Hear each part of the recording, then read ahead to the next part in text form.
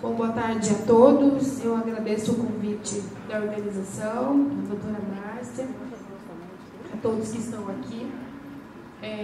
Fiquei incumbida, então, de falar sobre a transmissão vertical das hepatites virais crônicas. Está normal?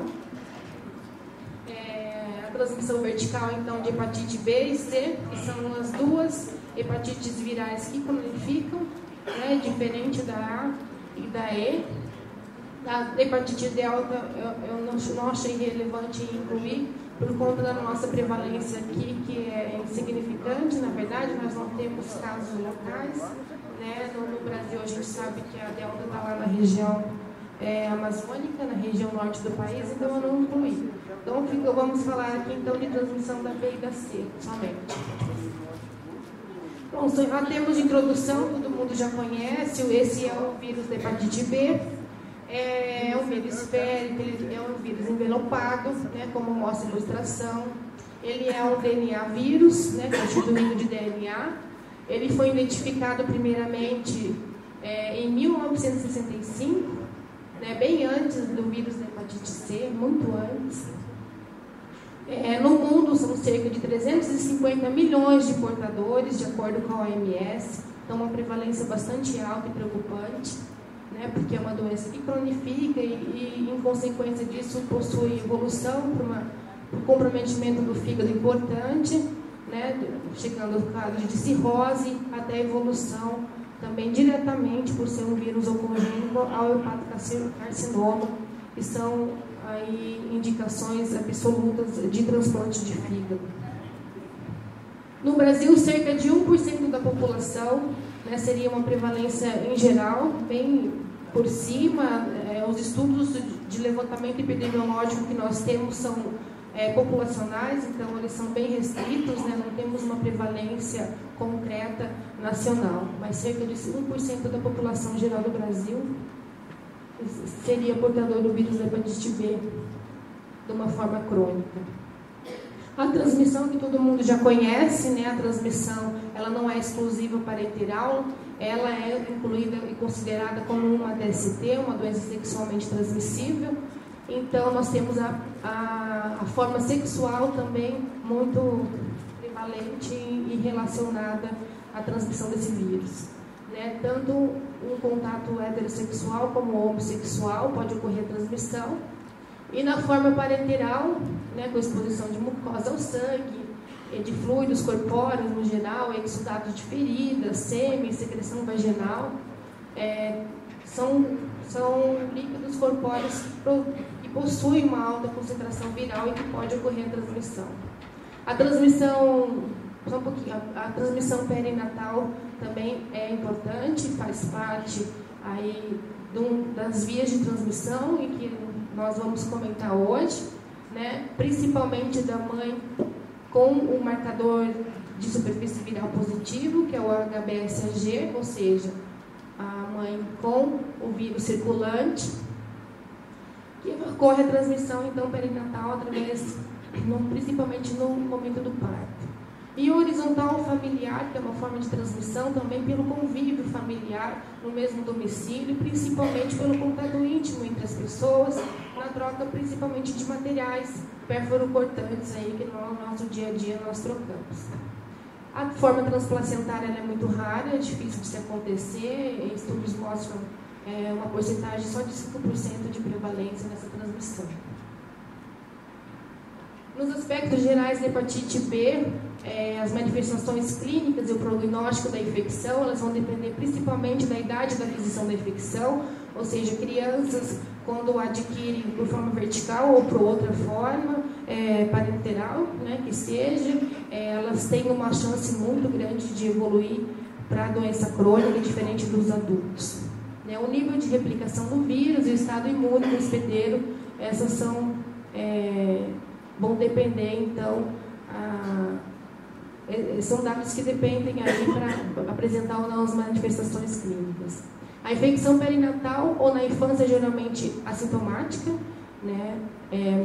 Porém, há um alto risco de cronicidade, como eu comentei, que chega em torno de 30% das crianças infectadas de 1 a 5 anos. E cerca de 90% das crianças com infecção perinatal, né, na transmissão vertical, vão desenvolver infecção crônica. Nós sabemos que nos adultos isso daí não ocorre. Os pacientes infectados em idade adulta, a grande maioria, cerca de 80% a 90%, vão evoluir para o clírice viral, vão eliminar o vírus e não vão evoluir para a doença crônica. Já na transmissão vertical é o contrário, né? 90% evolui, não, a criança não faz o clírice viral e evolui para a doença hepática crônica. A hepatite B, ela pode apresentar, assim como a C, a fase aguda, né? Que é logo após o período de incubação, após o contágio. A associação da hepatite viral aguda e gravidez é pouco frequente, porém é a causa mais comum de icterícia na gestação. Então é um dado importante que eu resolvi colocar na aula, né, que uma gestante com icterícia você tem que triar obrigatoriamente as hepatites virais, que são causas aí de icterícia na gestação, a principal. Quanto ao diagnóstico da hepatite B, nós sabemos que é feito por triagem sorológica, e a partir disso daí é um grande desafio, por conta de que nós temos que ter em mente a interpretação da presença ou não desses marcadores, né? Nós temos que saber interpretar, principalmente na conduta, em como interpretar caso a caso, né? Não é fácil. São vários marcadores, o vírus ele é muito mutante, então ele pode apresentar alterações nos seus marcadores sem representar o que ele realmente representa, digamos assim. Essa tabela ela mostra um resumo de várias situações de interpretação de marcadores que podem ocorrer. E assim, adiante que essa é uma tabela simples que nós usamos na rotina simplificada, né? Na rotina do dia a dia mesmo, que eu acho que é o básico que todo mundo deveria saber, né? As pessoas que conduzem aí e que lidam com epidemiologia ou então no consultório clínico, enfim. Porque o vírus ele pode, através de mutações, mascarar ou não vários marcadores e mesmo assim está replicando, está presente ou não, enfim. Vou tentar passar rapidamente a interpretação de acordo com os marcadores. A presença do HBsAg isolado, eu vou caracterizar como um período de incubação, né? Um contato recente com o vírus. Na fase aguda, eu vou ter o HBsAg, que é o antígeno de superfície, eu vou ter o HBeAg, que mostra para mim que esse vírus está replicando. Na fase aguda, ele faz um pico de replicação muito grande. O anti-HBc é o vírus, é o anticorpo de marcador de presença viral. Com a produção do anticorpo IgM, eu caracterizo como um contato recente, uma fase aguda. O anti-HBc e IgG só me mostra que tem biocontato, né? Então, caracterizando aí a fase aguda, principalmente com a presença de HBsAg positivo e anti-HBc positivo, IgM. Na fase aguda final, hepatite crônica, né, são várias manifestações que podem ocorrer, então pode ter mudanças de marcadores, eliminando um e positivando o outro. O início da fase convalescente, o HBsAg vai ter uma queda, né, o anti-HBc IgM ainda vai estar positivo, persistente, mas em queda, e o anti-HBc IgG se elevando, que vai ficar presente, e a conversão do anti-HBs ainda não ocorreu, que é um marcador de imunidade, que nós todos conhecemos. A presença do marcador anti-HBc de presença viral, o anti-HBe positivo e anti-HBs de imunidade positiva, eu vou ter ou uma imunidade, uma infecção passada, só que recente, né? Por isso o anti-HBs estaria presente ali. A imunidade de infecção passada é o anti-HBc IgG, ou então, geralmente, nas triagens sorológicas, vem o anti-HBc total, né? Que seria interpretado como anti-HBc IgG para nós, que significa não é nada mais que uma imunidade de uma infecção passada quando ocorre a positividade ou não do anti-HBs. Às vezes a gente tem casos só de anti-HBc IgG ou total isolados positivos. Imunidade, resposta vacinal, é quando tem um anti-HBs positivo total com maior que 10 unidades.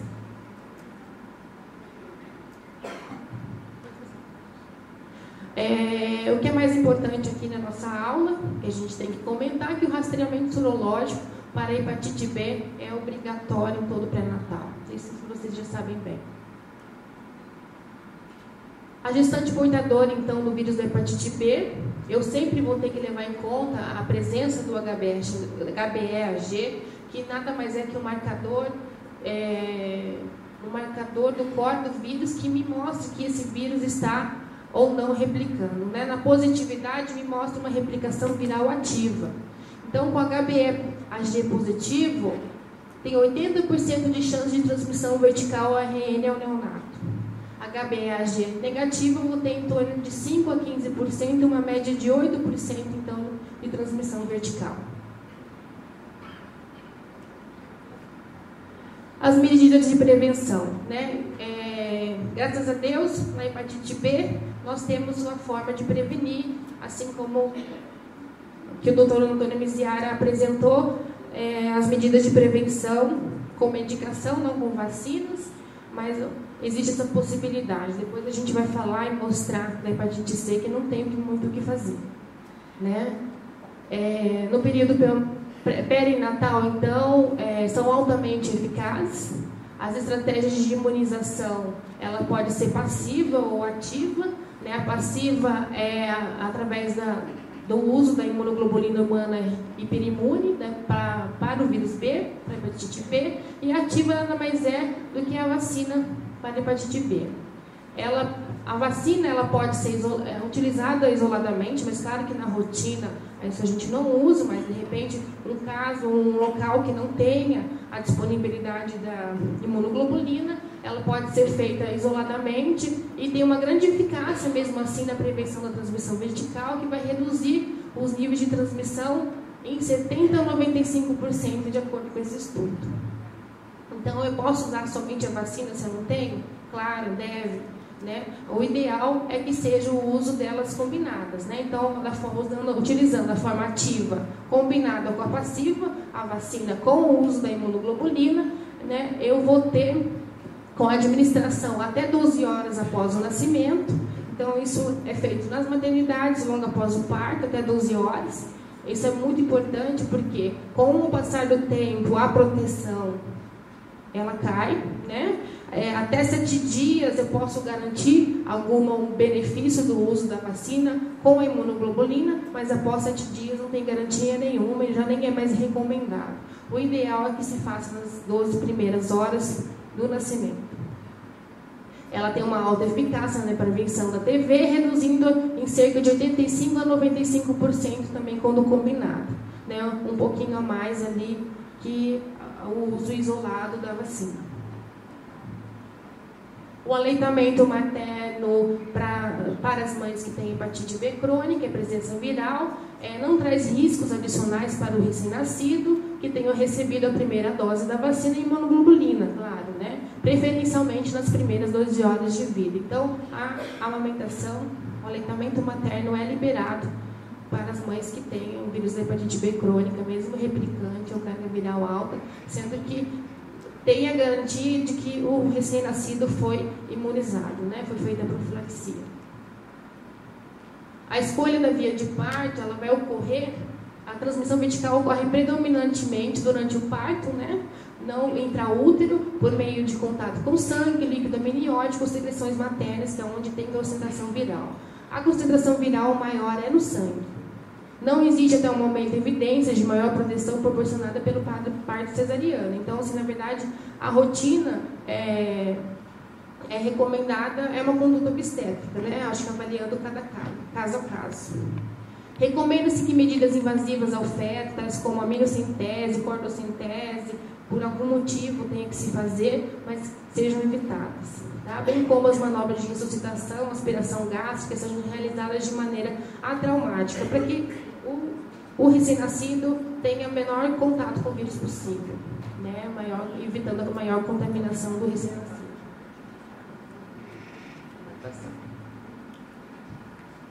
Aqui, então, vamos falar da hepatite C, né? Da hepatite C crônica, uma das hepatites que também cronificam, né? Ele é um flavivírus envelopado, é um vírus RNA, né? Diferente do B, que é um DNA vírus. Ele foi identificado em 1989, 92 se começou a triagem em bancos de sangue, hemoderivados, né, com a transfusão de sangue e hemoderivados. Então, antes disso, é bem importante todo mundo ter em mente essa informação. Todas as pessoas que receberam transfusão de sangue antes de 92 têm que ser testadas, independente de ser gestante ou não, que é o foco da aula, mas a gente aproveita cada oportunidade de ter contato com equipes de saúde, né, para passar essa informação. Hoje, a grande bandeira do Ministério da Saúde é diagnosticar a hepatite C.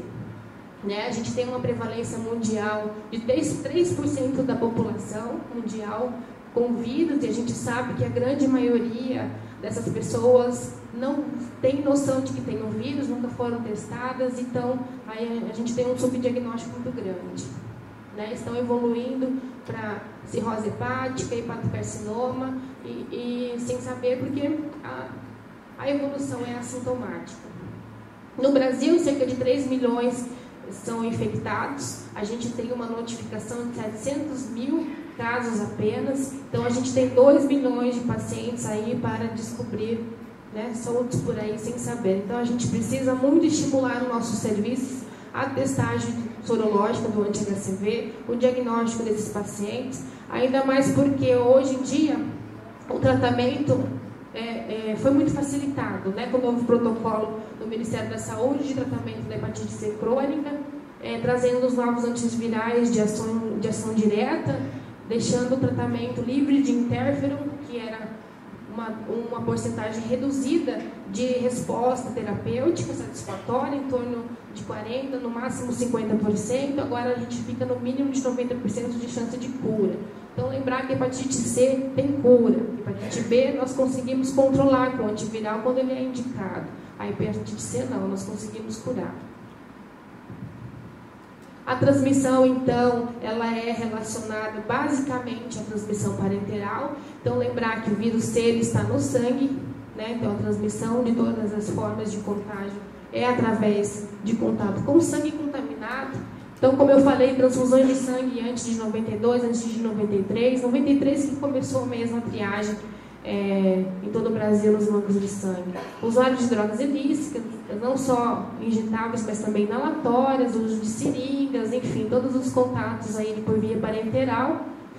É muito controversa a inclusão dela como uma DST ou não, né? A gente sabe que numa relação sexual pode haver traumatismos, contato com sangue, enfim, ela estaria mais relacionada a esse fato do que a concentração em secreção vaginal ou sêmen, que seria muito pequena para conseguir fazer com que ocorra uma transmissão. Então, ela está muito relacionada ao contato mesmo com o sangue. Né? Filhos de mães HCV positivas, sinais de hepatopatia em todo paciente deve ser triado. E tem 40% ainda de pacientes que não tem nenhum fator de risco relatado, que a gente não sabe de onde, né, poderia ter se contaminado. Aqui seria a evolução do vírus da hepatite C. A princípio, alguns casos podem manifestar um quadro de hepatite aguda logo após o contágio e o período de incubação. Diferentemente, ao contrário da hepatite B, 20% desses pacientes que entram em contato com o vírus evoluem para a cura, né? Para o clearance viral, ou seja, espontâneo, e 80%, a grande maioria, cronificam, né? Então, essa é a grande preocupação em termos de saúde pública, porque esses pacientes evolui para doença progressiva, cirrose, que induz o hepatocarcinoma, o câncer de fígado em torno de 40%. Então, isso é muito preocupante. O anticorpo anti-HCV. Né? O anti-HCV estando reagente, eu vou encaminhar para um serviço de referência, onde são feitos os anti-HCV RNA, biologia molecular, da qual eu vou procurar o vírus. O anti-HCV não reagente, na triagem, eu vou liberar esse paciente porque o exame é negativo, eu não preciso fazer biologia molecular. Né? Somente com uma testagem eu posso liberar. Pode passar. No caso da transmissão vertical, então, do vírus da hepatite C, não existe profilaxia, como existe na hepatite B, não existe vacina, não existe tratamento em fase aguda, Então não tem outras medidas do que os cuidados gerais para impedir a transmissão vertical.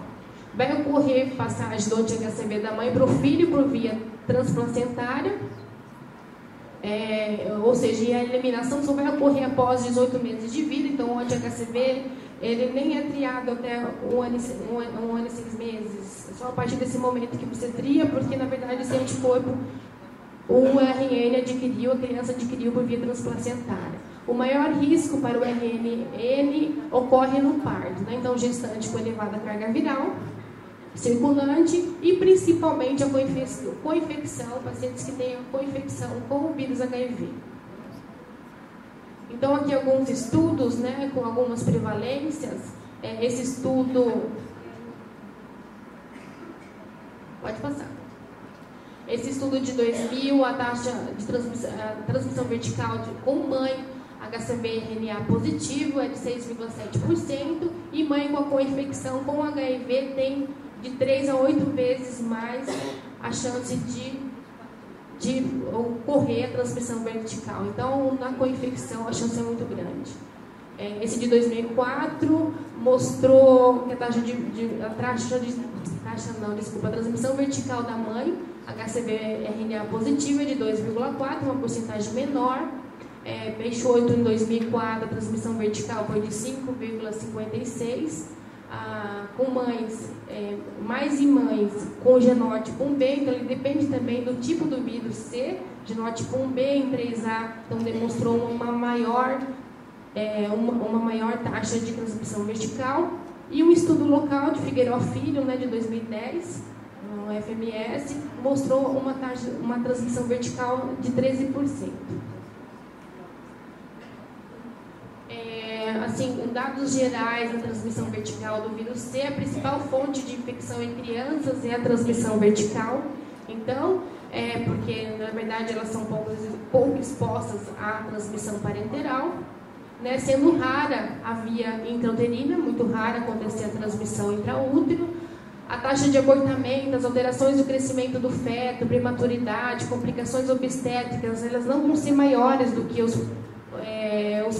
não são maiores em portadores do HCV do que na população geral, não teria complicações maiores. O tratamento da hepatite C durante a gestação está contraindicado, a gente não usa ribavirina e o interferon pegilado nesses casos de gestantes, né, por conta dos efeitos teratogênicos e adversos que as medicações causam. E não há ainda estudos que garantam, né, a segurança do uso dos antivirais de ação direta novos agora que estão chegando no Brasil. Então, gestante nós não tratamos para hepatite C. Então, infelizmente, se eu tenho uma gestante HCV RNA positiva com uma alta carga viral, a chance dela ocorrer a transmissão vertical vai ser alta e nós não podemos ter um cuidado. Não temos possibilidade de proporcionar um cuidado maior aí tratando com alguma profilaxia, né? Os cuidados são menos gerais.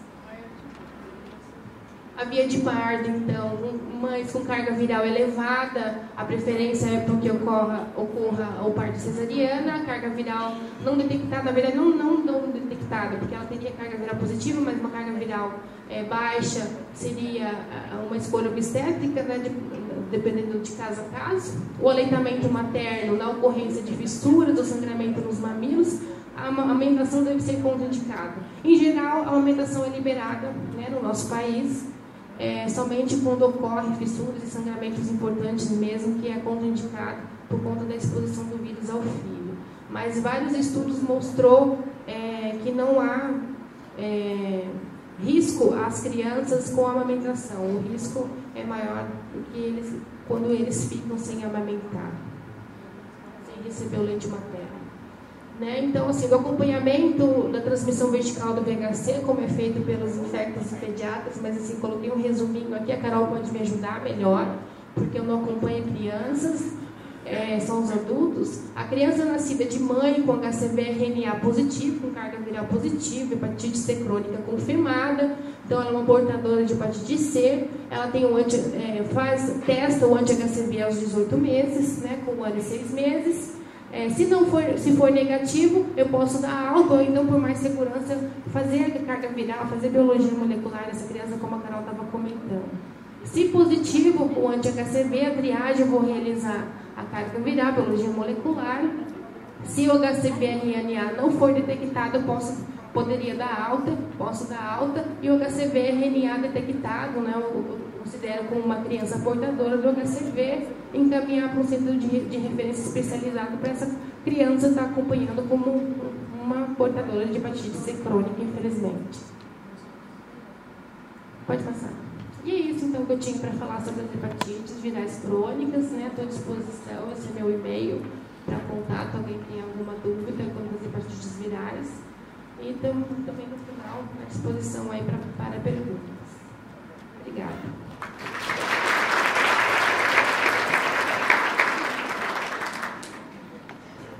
Vamos falar agora de sífilis na gestação. Pode passar. Então, a sífilis ela é uma infecção pelo treponema pálida. Já termina alguma coisa. A transmissão é predominantemente sexual, mas ela também pode ocorrer através de transfusão de sangue. Ela pode ser transmitida em qualquer fase da gestação. E o risco pode variar de 30% chegando até 100%, dependendo da fase que essa gestante adquiriu, se teve tratamento ou não. 40% das pacientes que têm infecção intrauterinas não foram tratados, vai resultar em abortamento espontâneo ou morte perinatal. Em 2012, a gente teve aí uma taxa de detecção de 5,8 por mil nascidos vivos a nível de Brasil, e essa incidência de sífilis congênita foi de 3,9 por mil nascidos vivos. É uma doença de notificação compulsória desde 1986. Então, quais são os principais fatores associados a esse risco de transmissão associado a essa questão da sífilis? Aquelas mães adolescentes, né, mães solteiras, sem laços conjugais, que não fez pré-natal ou fez um pré-natal inadequado, usuário de droga ilícita pela mãe ou pelo parceiro, multiparidade de parceiro, história de DST, contato sexual com outros indivíduos com doenças sexualmente transmissíveis e mães com baixo nível socioeconômico. Como a gente define o caso de gestante? Né? Gestante durante o pré-natal tem evidência clínica ou sorológica não reagente, com teste treponêmico reagente ou não realizado, dependendo da localidade. Se não for possível fazer esse teste treponêmico, só a gente trata mesmo assim, baseado na titulação do teste não treponêmico. Vamos passar. Vai passar? Então, como a doutora Márcia falou, a gente precisa, o ideal é que a gente consiga confirmar com o teste treponêmico. Então, você vai fazer o VDRL, que é o não treponêmico, na primeira consulta. Confirmando com o teste treponêmico, a gente vai ter uma evidência sorológica de sífilis. E aí a gente vai definir, de acordo com a epidemiologia, se essa paciente já teve sífilis ou não, se ela foi tratada adequadamente ou não. Né? Então, se ela não teve sífilis anterior, ou se você não tem nenhum registro ou confirmação que essa sífilis foi tratada adequadamente, a gente vai ter que tratar o casal, registrar na carteira da gestante as datas do tratamento e, muito importante, notificar. Né?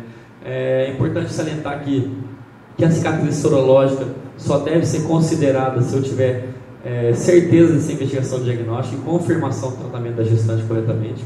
Se esse tratamento não tiver sido feito corretamente ou se foi desconhecido, a gente vai iniciar o esquema terapêutico preconizado de acordo com o estágio da doença. Terá também o diagnóstico e tratamento do parceiro. Sífilis congênita, né? Como a gente vai definir os casos de sífilis congênita?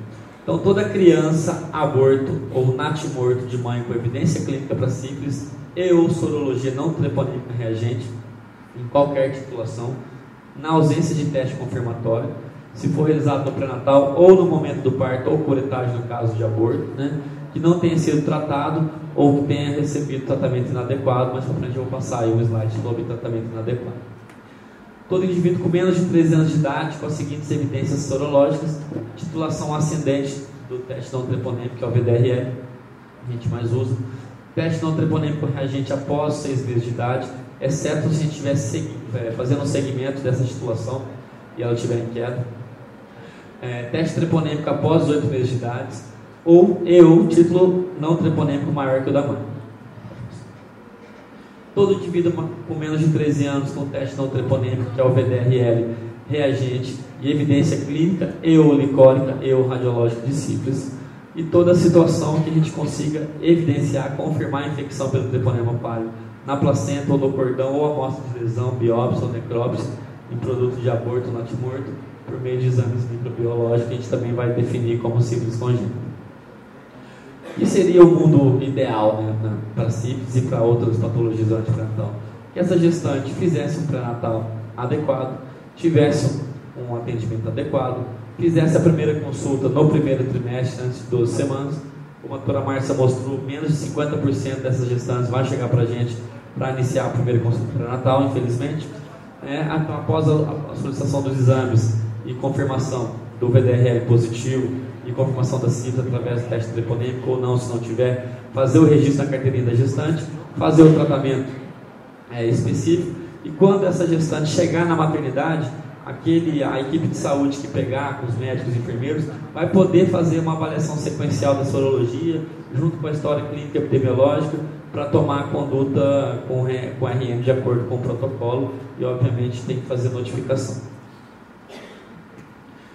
Então, desde 2005, né, recente ainda, é obrigatório testar o VDRL na primeira consulta pré-natal para todas as gestantes. O ideal é que se faça no primeiro trimestre e a gente repetir no início do terceiro trimestre. E sempre, independente se foi feita as duas sorologias durante o pré-natal, a gente vai realizar de novo esse VDRL na maternidade em todas as mulheres admitidas para parto, independente se nascido vivo ou natimorto, ou se for uma paciente que teve um abortamento, será submetida à curetagem, ela também é obrigatório fazer o VDRL. Pode passar. Para o tratamento, a droga de escolha é a penicilina benzatina, né? É a que atravessa a barreira transplacentária, que vai conseguir fazer um tratamento adequado do feto também.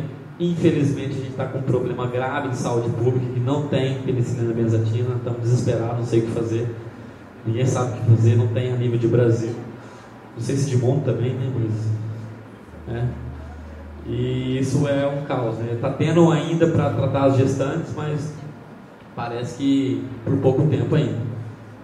O tratamento é bem parecido, não, é idêntico para a sífilis adquirida, dependendo da fase da doença. Só tem uma peculiaridade que essas gestantes, a maioria delas são assintomáticas durante o diagnóstico. E como ela pode estar na fase latente tardia da sífilis, que ela é assintomática e pode ter título baixo de VDRL, a gente vai acabar tratando todas as gestantes como sífilis terciária, exceto se você fizer o diagnóstico primário ou secundário naquele atendimento. Mas basicamente o tratamento é feito com penicilina benzatina, 7 milhões e 200, então 2 milhões e 400 por semana durante 3 semanas, 1 milhão e 200 em cada glúteo, e aí a gente vai fazer o controle desse tratamento com o VDRL. Pode passar. O que a gente considera como tratamento inadequado? Todo tratamento realizado com outro medicamento que não seja penicilina. Então, se por algum motivo, ou por falta, ou por desconhecimento, essa gestante não foi tratada com penicilina, esse tratamento é considerado inadequado e esse recém-nascido vai ter que ser conduzido como suspeita de sífilis congênita, tanto para diagnóstico como para tratamento. O tratamento incompleto, mesmo sendo realizado com penicilina. Se esse tratamento não foi finalizado no período menor que 30 dias antes do parto, né, então a última dose tem que ser feita antes de 30 dias do parto. Quando o parceiro não foi tratado ou foi tratado inadequadamente, manteve contato sexual com a gestante sem usar preservativo, e se a gente não tem informação confiável acerca de informação do parceiro, vai ser considerado também como tratamento inadequado. Então é importante orientar esse casal sobre os riscos da transmissão sexual do treponema, né? Então durante o tratamento eles devem evitar a relação sexual, e se não conseguir evitar, pelo menos usar preservativo durante o tratamento, e recomendar para os casais o uso regular do preservativo, ou masculino ou feminino, também no período pós-tratamento, para evitar essa reinfecção. Pode passar. Como eu já falei, né, pacientes com sífilis latente tardia são assintomáticas, apresentando apenas sorologia positiva nos testes treponêmicos e não treponêmicos, e esse título pode estar baixo. Então a gente vai sempre tratar a gestante como sífilis terciária, com 7 milhões e 200, 2.400 em cada navio por semana durante 3 semanas, no mesmo dia da semana. Se trocar o dia, é tratamento inadequado também. O controle de cura deve ser mensal, então a gente vai solicitar um VDRL 1 mês após a última dose da penicilina benzatina, e o declínio dos títulos, a resposta adequada ao tratamento. a gente espera uma redução de pelo menos 2 titulações após 30 dias. Então, se ela tinha uma titulação 1 para 32, então ela tem que estar ali 1 para 8 para a gente considerar como tratamento adequado. A gente vai iniciar esse tratamento imediatamente, né? Fez o diagnóstico, já tem que iniciar o tratamento, tanto para a gestante quanto para o parceiro. O tratamento, se ele for interrompido por qualquer motivo, ele tem que ser reiniciado do zero, independente se tomou 1 ou se tomou 2. Se não tomou a terceira ou tomou no dia errado, vai ter que tomar tudo de novo, não tem jeito. Ele deve ser finalizado até 30 dias antes do parto e o parceiro tratado concomitante. As pacientes têm alergia à penicilina, né? Como a penicilina é a única droga eficaz, o ideal é que a gente tente fazer a dessensibilização para poder fazer esse tratamento com a penicilina. Não é uma coisa muito fácil, né? A gente lê bastante sobre isso, mas é difícil achar um lugar que faz a dessensibilização. Em Campo Grande, o serviço de referência é o Hospital Universitário, é o único lugar que faz isso. Tá? Na impossibilidade, essa gestante deverá ser tratada com eritromicina, que é o esterato de eritromicina, 500 mg, 6 horas de 15 a 30 dias, mas ela não vai ser considerada como tratamento adequado, vai entrar naqueles casos de tratamento inadequado, e aí o recém-nascido vai ter que ser investigado e tratado de acordo com suspeita de sífilis congênita. E qual que é o desafio que a gente tem? É aumentar a cobertura e qualidade pré-natal, porque o aumento dos índices de sífilis congênita, a gente estava até comentando com a Carol aqui, a sífilis está em epidemia, né? Cada dia a gente pega mais e mais casos de sífilis, e a sífilis congênita, ela é um indicador importante de qualidade pré-natal. Então, se a gente ainda tem altos índices de sífilis congênita, quer dizer que o nosso pré-natal ainda está muito ruim e a gente tem muito a melhorar. Então, a gente tem que ampliar esse diagnóstico laboratorial, ampliar essa cobertura pré-natal, e para a gente possa fazer o tratamento específico, e não esquecer também no momento do parto dosar o PDRL também. É isso que eu tinha que falar de sífilis. Vou falar agora. Como disse a Carol, se for falar de sífilis aqui, a gente tem um dia inteiro para ficar falando só disso, discutindo sobre sífilis, mas aqui a gente precisa. Então, o HTLV. O que é o HTLV? É o vírus linfotrópico de células T humanas, né? Ele é um retrovírus da família Retroviridae, que é a mesma família do HIV. Costumam falar que ele é primo do HIV. A gente tem 2 tipos de HTLV, o tipo 1 e o tipo 2. O tipo 1 ele tem um tropismo pelo CD4 e o tipo 2 ele tem um tropismo pelo CD8. O único associado à patologia em humanos, por enquanto, é o HTLV tipo 1. Ainda não foi observado doenças com HTLV tipo 2 em humanos. Então a gente tem mais ou menos 20 milhões de pessoas infectadas pelo HTLV no mundo. O grande problema é que a maioria é assintomática, 90% são assintomáticos, e aí isso vai criar uma rede silenciosa de transmissão e de difícil diagnóstico. A prevalência no Brasil é 0,41%. E tem um trabalho de 2005 do Dr. Ernesto, que é pesquisador da Universidade Federal, que ele observou uma prevalência de 0,1% em mais de 30 mil gestantes que ele observou. A transmissão pode ocorrer pela via sexual, sanguínea ou de mãe para o filho, transmissão vertical. Onde tem mais é no Japão, a África, Ilhas Caribenhas, a América Central e a América do Sul. São as áreas de maior prevalência no mundo. No Brasil, a Bahia é o estado de maior prevalência. O aleitamento materno é a principal via de infecção de transmissão vertical, né? 20 a 30% desses recém-nascidos que são amamentados com mães infectadas pela HTLV, dependendo do tempo de amamentação, tem a chance de se infectar. A transmissão durante a gestação ela é bem pequena, é menor de 5% dos casos. A transmissão sexual é mais frequente do homem para a mulher, é rara da mulher para o homem, né? Bem mais comum do homem para a mulher. A prevalência aumenta com o passar da idade. E nas pacientes infectadas pelo HTLV que desenvolvem alguma doença relacionada ao vírus, elas têm um longo período de incubação, chegando aí a 20 a 30 anos. A coinfecção do HTLV com HIV aumenta o risco de doença associada ao HTLV de 20 a 25%. Né? Sem essa coinfecção, esse risco é menor que 1%. Só que a carga viral do HTLV não é afetada pelo HIV e vice-versa, do HIV também não é afetado se tiver infecção concomitante com HTLV. Indivíduos co-infectados com HIV e HTLV podem apresentar doenças neurológicas relacionadas à paraparesia espástica tropical como manifestação clínica inicial. 1/3 dos co-infectados podem apresentar uma dissociação entre a contagem de CD4, que vai falar se esse paciente está com a imunidade muito debilitada ou não, e o estadiamento clínico. Quer dizer isso, então mesmo com a contagem de CD4 normal, essa paciente pode apresentar infecção oportunista se ela tiver com a infecção com HTLV.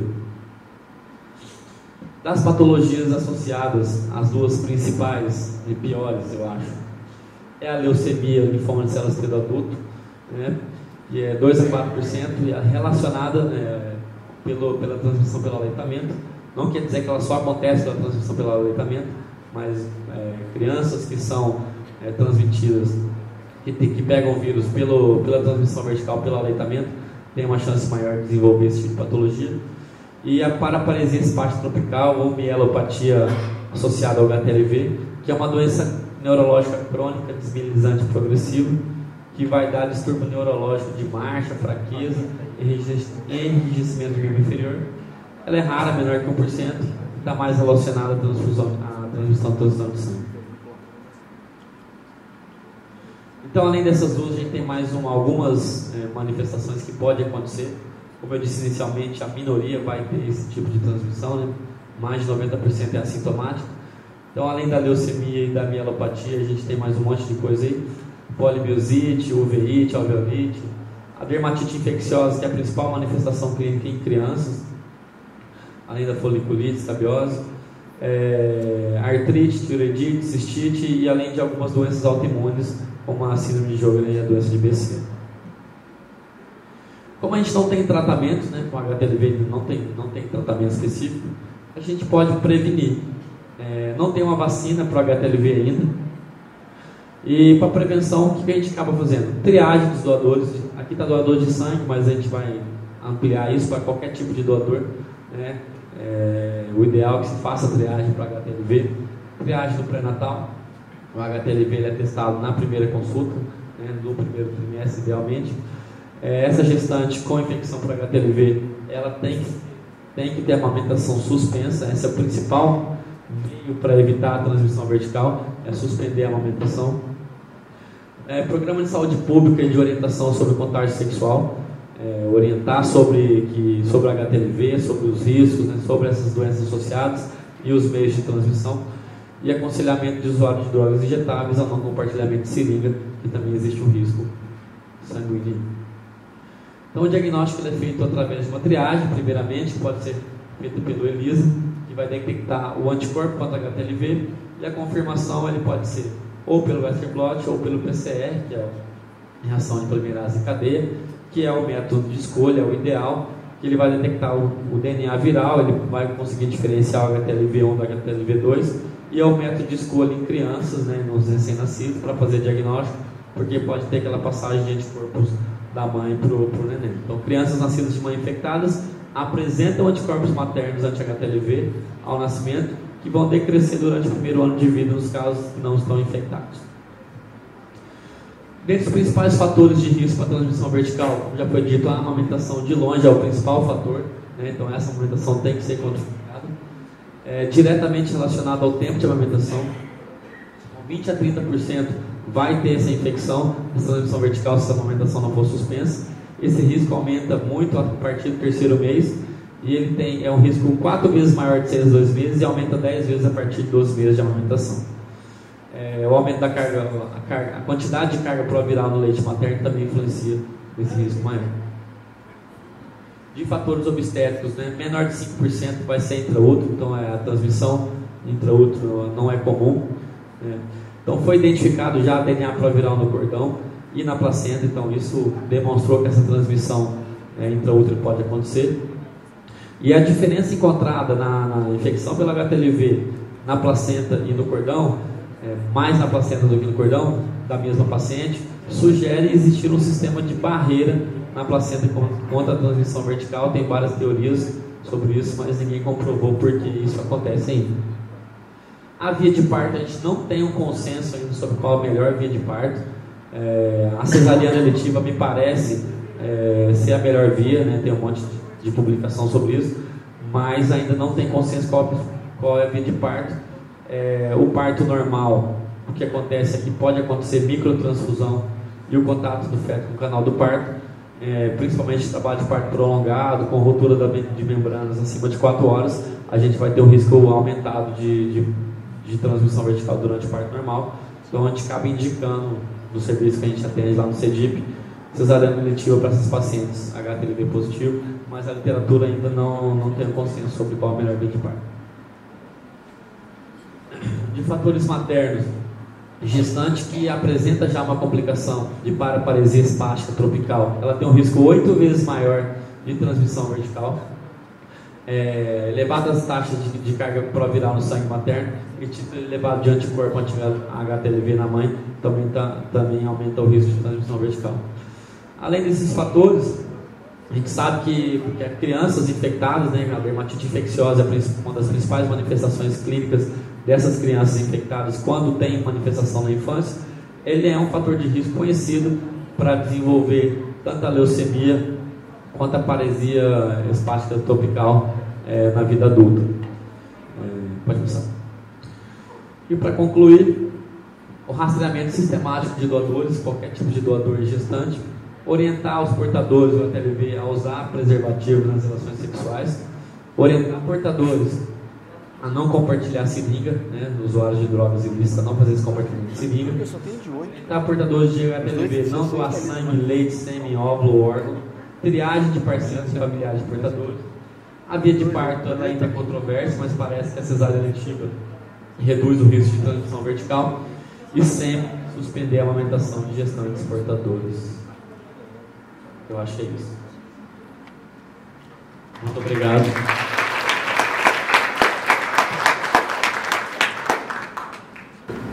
Eu só queria complementar os dados nossos. Primeiro agradecer os três, né? Os três movidos. Poder essa tarefa difícil dele, mas saiu super bem. Mostrando toda a nossa equipe, como a gente trabalha junto, né? Com relação à HTLV, eu só vou complementar o trabalho do doutorado. Tá? O nosso trabalho foi o trabalho de doutorado, esse guia de gestantes foi o primeiro trabalho de transmissão vertical do Brasil, porque é o único estado que criava HTLV. Então, nós acabamos fazendo isso. Nós tivemos 7% de transmissão vertical tirando a aleitamento materno.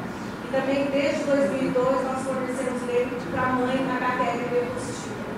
E foi o primeiro estado a fornecer leite. O Ministério da Saúde começou a fornecer leite só no final do ano retrasado, junto com os HTLVs.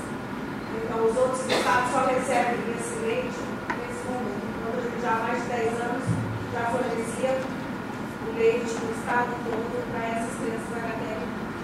Então, o importante é frisar que a menor taxa de transmissão na hora de intraútero, né, ela na hora do parto, ela é um pouquinho mais supercotada com secreções. E foi o que o trabalho mostrou.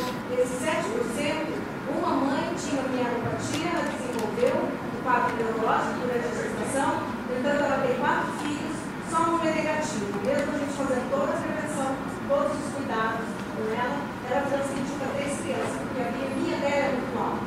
Ela tem uma paraparesia importante, com muitas dificuldades já para dentro lá. Foi o nosso caso número 1 do estado, a primeira gestante diagnosticada. E os outros tiveram contato com sangue durante o parto. Parto cesáreo de urgência, com hemorragia, e os outros partos vaginais que foram com presença de sangue. Então a gente calcula que realmente a cesariana eletiva ela dá uma proteção maior, mas nem o trabalho do número ser pequeno, nós não conseguimos mostrar isso. Estatisticamente, que a cesárea seria cesariana. Vários profissionais optaram por fazer cesariana, tem mais 52 no estado.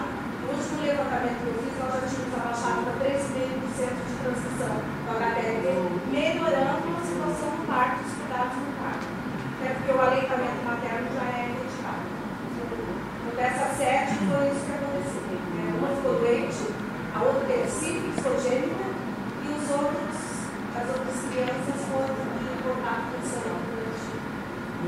parto.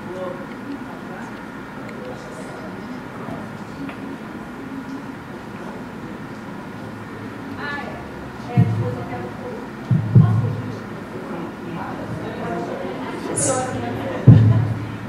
que a gente pede para vocês, quem está no interior, tanto enviar as crianças para nós, se vocês enviarem já com esses anos de triagem feitos, como nos casos de toxoplasmose, citomégalos, a rubéola, se essas crianças tiverem fundo de olho, se já tiverem a sonda de fontanela, elas já retornam para vocês com um diagnóstico mais preciso. E elas vêm até aqui, vocês têm o trabalho de encaminhar a mãe ou a criança para passar para o infecto pediatra, para a gente solicitar esses exames, retornar para o município e vocês pedirem. Perde muito tempo até para ver se essa criança está contaminada ou não, para introduzir o medicamento. Então, se vocês puderem já nos enviar com esses exames em mãos, vocês não sabem o quanto alivia essa mãe de você já dizer ali que realmente a criança não teve nenhum comprometimento durante a gestação. Nós só vamos seguir a parte da triagem dela sorológica durante o primeiro ano de 2 a 6 meses do ano. Então, é isso que eu gostaria de falar para vocês. E ir atrás mesmo dessas gestantes e pedirem reconvocação, a comunicação para elas recolherem esse exame para confirmatório. Se for uma gestante que é positiva, que já teve alguma operação de gestação anterior, ou que vocês sabem que algum outro exame é operado, vocês já enviem um soro, faz um papel filtro, o soro, liga para o PET e avisa, que aquela gestante já está indo, porque ela já é ciente do diagnóstico, porque eles já aceleram o confirmatório. Isso seria importante também para vocês terem um resultado mais rápido. Porque às vezes a gestante HIV positiva, faz a triagem normal, ela vem para cá, vai estar operada, a gente sabe, retorna, você tem que coletar de novo, depois vem de novo para o campo grande, para ir um confirmatório. Sendo que essa gestante, todo mundo já sabe, o serviço já sabe que ela é positiva e ela também não tem ciência do diagnóstico.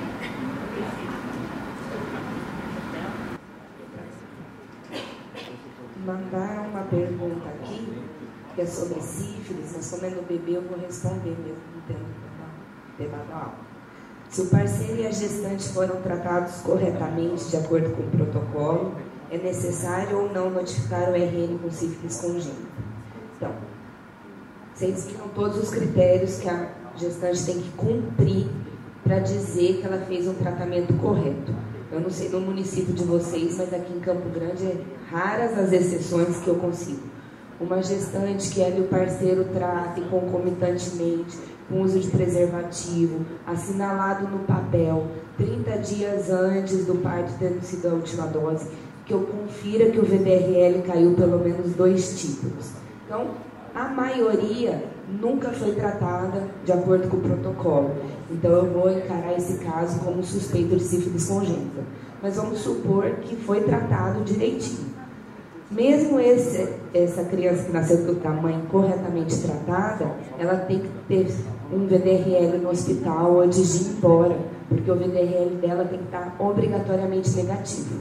Se tiver tudo aquilo que o Antônio mostrou, de protocolo feito dos pais, a criança com o VDRL negativo, você não precisa notificar. De caso contrário, essa é a mensagem muito importante da sífilis congênita pro pediatra e para quem atende a criança. Você tem um mini 0,0001% de dúvida que aquilo é uma sífilis congênita, trate. P cristalina não faz mal para ninguém e sífilis congênita faz muito mal.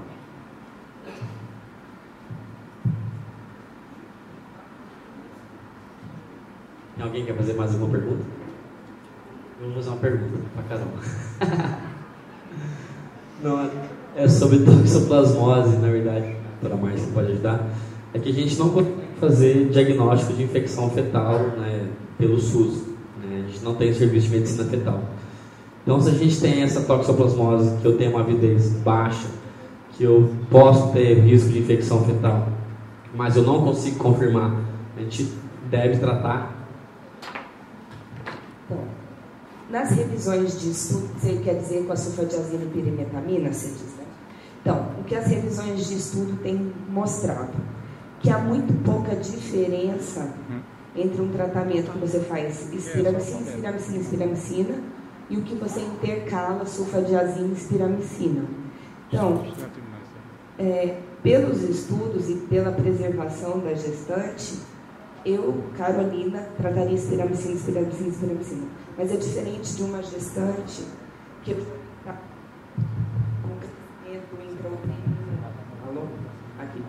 o crescimento intrauterino restrito, o ultrassom já mostrou alguma coisa, aí a gente intercala. Ou se a gestante estiver disposta, não gostou da espiramicina, vamos intercalar. Mas os estudos mostram que você não vai ter uma grande melhora usando a sulfadiazina, pirimetamina em relação a só a espiramicina.